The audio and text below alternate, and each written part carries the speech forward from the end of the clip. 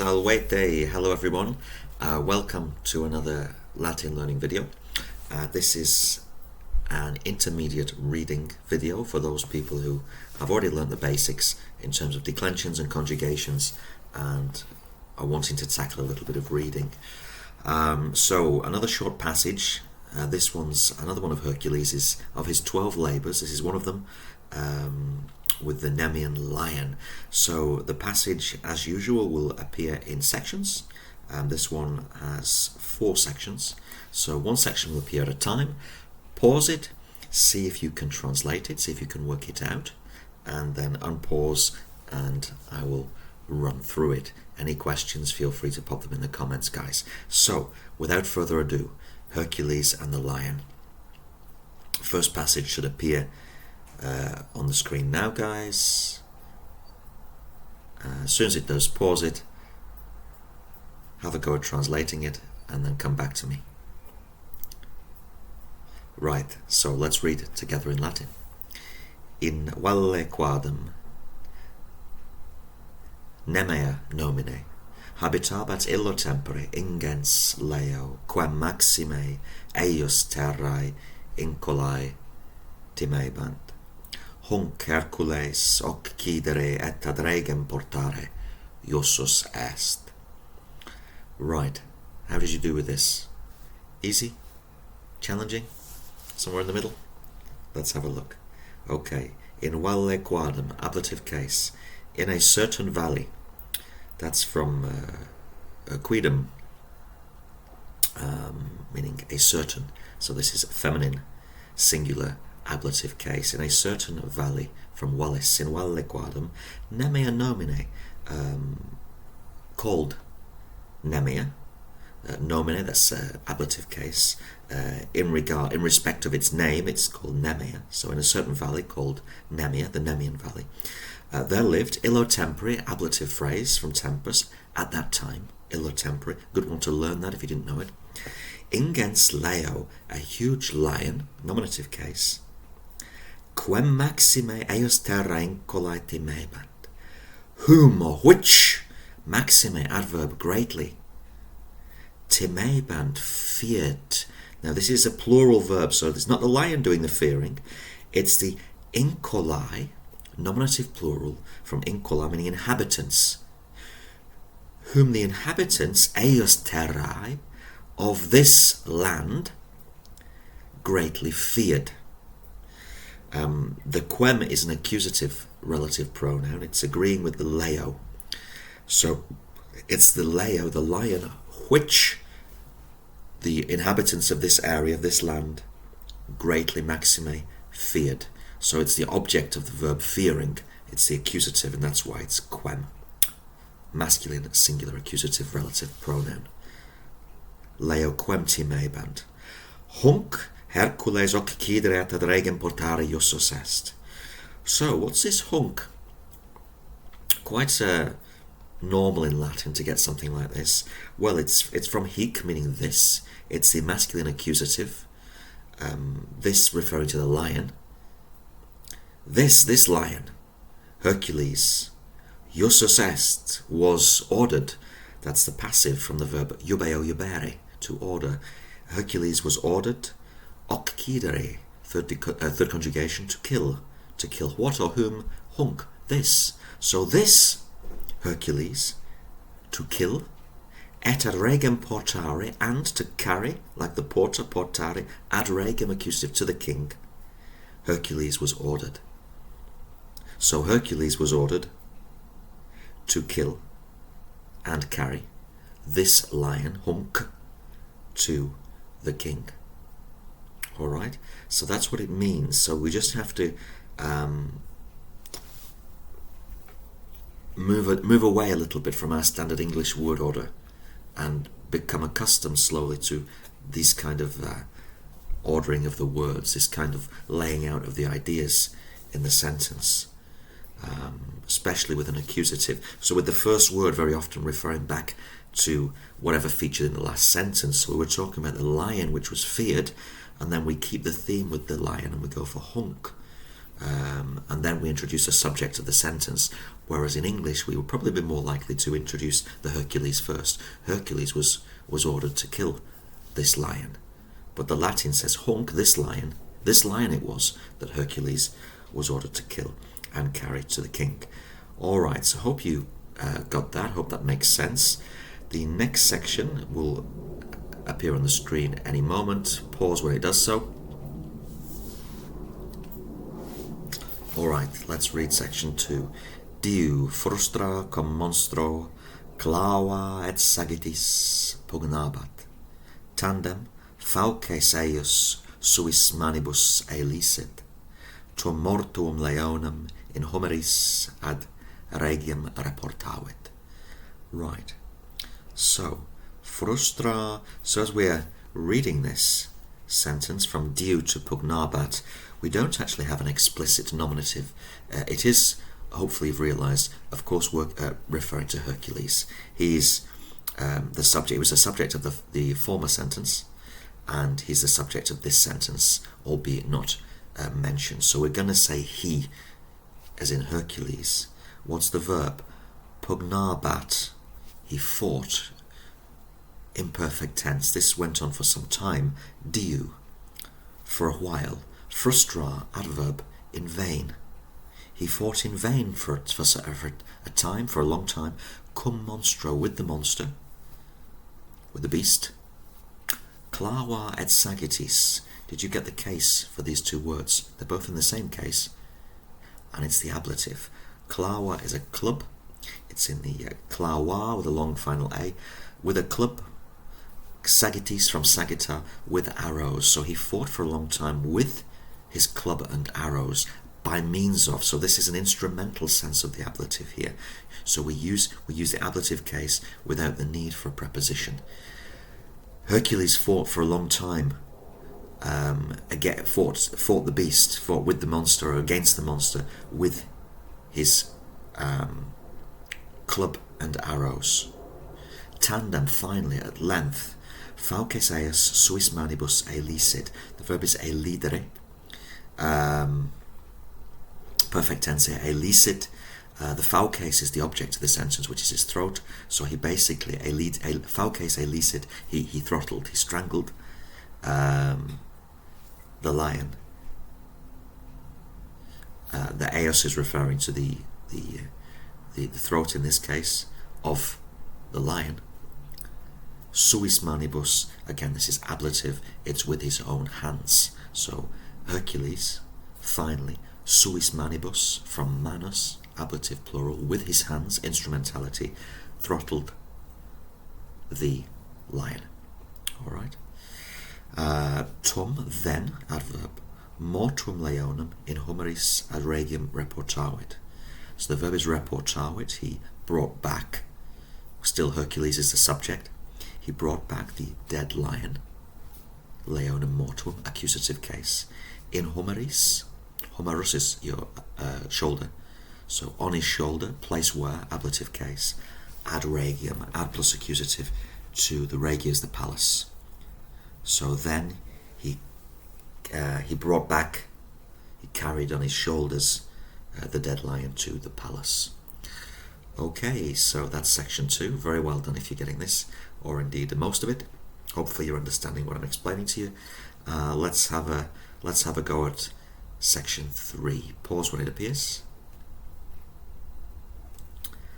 Okay guys, so in the Latin, quem ubi vidit rex ipse dicito viri fortissimi viribus territus esse Herculem quaius isse ex inde extra oppide muros victorias nuntiare. So I think this is perhaps the most challenging of all the sentences we've done so far, quite a long one. And again, we've got this tendency to have the first word in the Latin referring back to whatever we were talking about in the previous. So in the previous sentence we had Hercules carrying back the dead lion on his shoulders. Quem, from qui. Masculine accusative singular. Whom. Whom, ubi, when. Vidit, whom, or what. When he saw, rex, so the nominative here is the king, the rex, ipse, nominative, so which or whom, when the king himself saw, so who's the quem referring to? It stands in place of leonem, right?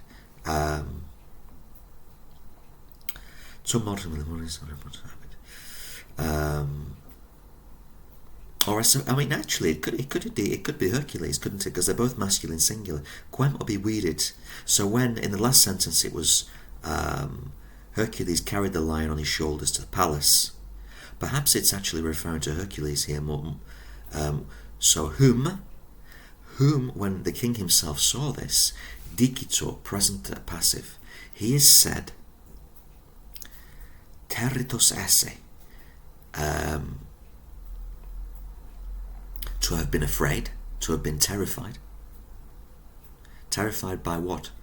Viribus, ablative plural, from vires, the strength.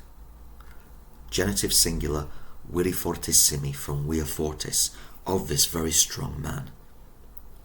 Whom or which when he saw, the king himself, dicitur, passive, is said, territus esse, to have been terrified.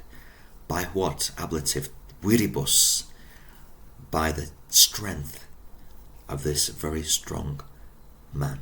So I think in this case the quem is actually referring to the Hercules and not the lion.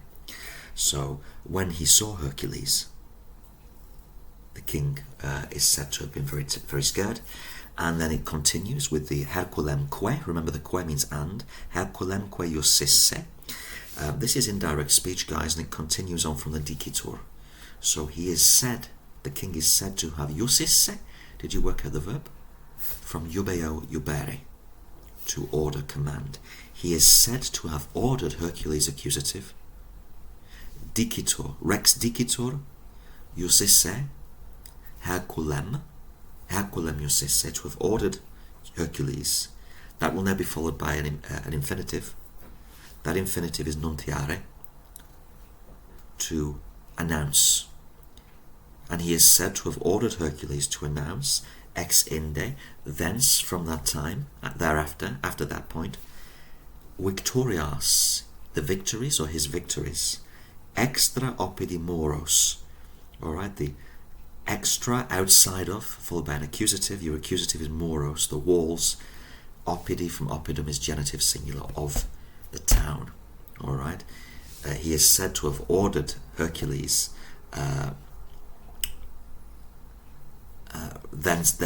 thereafter to announce his victories outside or beyond the walls of the town. Notice how they put the genitive before the accusative, extra oppidi moros.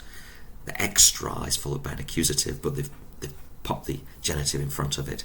We would say extra moros oppidi, according to English word order. So the endings really do matter. So when the king saw him, he is said to have been terrified by the strength of this very strong man, and dicitur is said to have ordered iusisse Hercules to announce his victories outside of the city walls. Right, very well done if you got this. If you've not come across this idea of iusisse before, that's a perfect infinitive, and it follows the dicitur, which is passive. He is said to have ordered. So maybe something to look into. Last section will now appear, guys. Right, hopefully you've paused this. Postea taurum ingentem, qui cretae agros vastabat, occidere iussus est. Hoc quoque opus dicitur peregisse, vivumque animal in humoris domum reportavisse, mox liberavisse. Right. Postea, afterwards. Taurum ingentem, taurus, bull. A huge bull, but we can tell and m, those are accusative endings. So the bull, the huge bull's not the subject doing the action, it's the accusative. So let's read on. A huge bull, which, qui, relative pronoun, Kreta agros wastare, which was devastating, perhaps, devastating the fields of Crete. Wastare can mean to plunder, probably here. To devastate, causing trouble, is just my translation off the top of my head here. Okidere Yosses, to kill, was ordered. Yosses is your perfect infinitive, your perfect tense from yubeo yubere. So who has been ordered? Again, it's Hercules. So he's the subject, but he's not explicitly mentioned. Afterwards, he was ordered. That's how you'd start in English. He was ordered, Hercules. Ordered what? Infinitive. Okidere, to kill. He was ordered to kill a huge bull, which was ravaging, devastating, plundering the fields of Crete. Ho quoque opus dicitur. Okay. Dicitur, passive, present tense from the verb dicere, to say, to speak. He is said, again, Hercules, nominative case. He is said, peregisse, from the verb peragere, to complete, fulfill. He is said, Hercules is said, quoque also, to have completed, fulfilled, accomplished, hoc opus neuter, this task. Here it's accusative. Hercules is also said to have completed this task. Hoc opus peregisse, from peragere. Vivumque animal, and the living animal, in homeris, on his shoulders, domum reportavisse, reportare, to bring back. He is said to have brought back this animal alive on his shoulders, brought it back home, domum. When you're going to home, that's accusative. Brought it back home on his shoulders, mox liberavisse, and soon thereafter to have liberated, to have freed. So you've got these perfect infinitives with the isse, because of the dicitur, because of the passive. He is said to have completed this task, to have brought back the animal alive, to have freed the animal alive, and that to have something requires the perfect infinitive, which in Latin ends in isse. So look that up if you're not familiar with it. He is said to have peregisse, to have completed, dicitur reportavisse, to have brought back, dicitur liberavisse, to have freed. These are all following on from the dicitur, which is only needed to be said once. Alright, so guys, started off fairly straightforward, got increasingly challenging as we went through it. I hope that was useful, and I hope you managed to get most of it translated. Obviously we can differ slightly on the renderings of certain vocabulary. I've done this off the top of my head, but hopefully the main grammatical points you've understood. Any questions, let me know in the comments, and I'll do my best to get back to you. So I'll leave it there for today, and hopefully come back with another reading passage for you very soon. Thank you for joining me, and walete.